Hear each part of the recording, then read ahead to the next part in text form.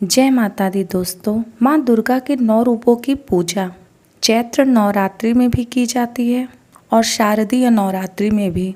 फिर भी आखिर ऐसा क्या है जो दोनों को एक दूसरे से अलग बनाता है? आइए जानते हैं चैत्र नवरात्रि शारदीय नवरात्रि के बीच के अंतर के बारे में। गृहस्थ लोगों के लिए साल में 2 बार नवरात्रि का पर्व आता है। पहला चैत्र के महीने में। इस नवरात्रि के साथ हिंदू नव वर्ष की भी शुरुआत होती है। इसे चैत्र नवरात्रि कहा जाता है।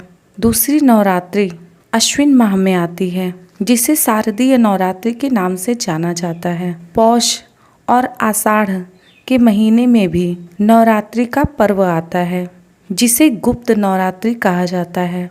लेकिन उस नवरात्रि में तंत्र साधना की जाती है।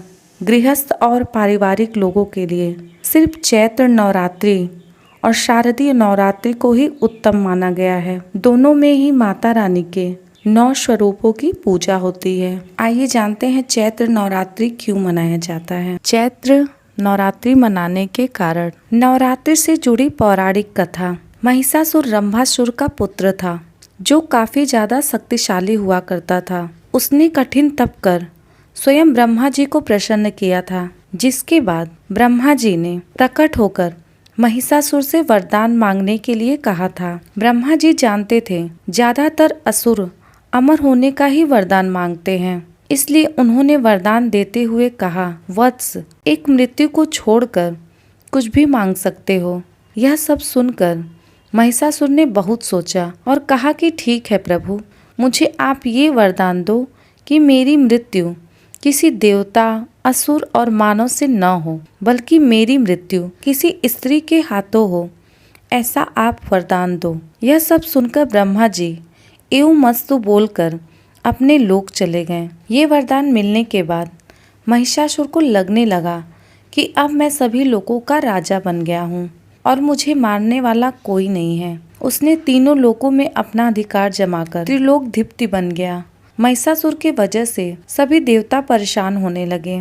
महिषासुर के प्रकोप से परेशान होकर सभी देवताओं ने आदिशक्ति माँ जगदम्बा के पास जाकर आवाहन किया। माता ने सभी देवताओं की प्रार्थना सुनकर चैत्र नवरात्रि के दिन ही अपने अंश के 9 रूपों में जन्म लिया। माता के इस 9 रूप को सभी देवताओं ने अपने शस्त्र देकर महिषासुर को वध करने का निवेदन किया। कहते हैं कि 9 रूपों को प्रकट करने का क्रम चैत्र माह की शुक्ल प्रतिपदा से प्रारंभ होकर 9वीं तक चला, इसलिए इन 9 दिनों को चैत्र नवरात्रि के रूप में मनाया जाता है। माता जब अपने 9 रूप में प्रकट हुई तो उन्होंने अश्विन मास की प्रतिपदा के दिन महिषासुर पर आक्रमण कर दिया। माता और महिषासुर के साथ यह युद्ध पूरे 9 दिनों तक चला और 10वें दिन महिषासुर का वध हुआ। इसलिए इन 9 दिनों को शक्ति की आराधना के लिए समर्पित कर दिया गया।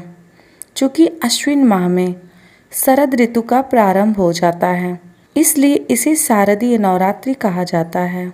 शारदीय नवरात्रि के 10वें दिन को विजयादशमी के रूप में मनाया जाता है। चैत्र नवरात्रि के दौरान कठिन साधना और कठिन व्रत का महत्व है, जबकि शारदीय नवरात्रि के दौरान सात्विक साधना, नृत्य, उत्सव आदि का आयोजन किया जाता है। ये दिन शक्ति स्वरूप माता की आराधना के दिन माने गए हैं। चैत्र नवरात्रि का महत्व महाराष्ट्र, आंध्र प्रदेश, तेलंगाना और कर्नाटक में अधिक है, जबकि शारदीय नवरात्रि का महत्व गुजरात और पश्चिम बंगाल में ज़्यादा है।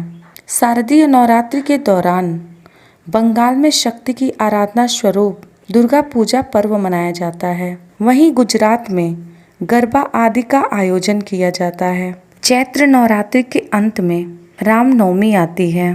मान्यता है कि प्रभु श्री राम का जन्म रामनवमी के दिन ही हुआ था, जबकि शारदीय नवरात्रि के अंतिम दिन महानवमी के रूप में मनाया जाता है। इसके अगले दिन विजयादशमी पर्व होता है। विजयादशमी के दिन माता दुर्गा ने महिषासुर का मर्दन किया था और प्रभु श्री राम ने रावण का वध किया था। इसलिए शारदीय नवरात्रि विशुद्ध रूप से शक्ति की आराधना के दिन माने गए हैं। मान्यता है कि चैत्र नवरात्रि की साधना आपको मानसिक रूप से मजबूत बनाती है और आध्यात्मिक इच्छाओं की पूर्ति करने वाली है। वहीं शारदीय नवरात्रि सांसारिक इच्छाओं को पूरा करने वाली मानी जाती है। दोस्तों, आपको यह जानकारी कैसी लगी कमेंट करके बताइएगा, और वीडियो अच्छी लगी हो तो वीडियो को लाइक करें, शेयर करें और साथ ही चैनल को सब्सक्राइब करें। आज के लिए बस इतना ही। धन्यवाद।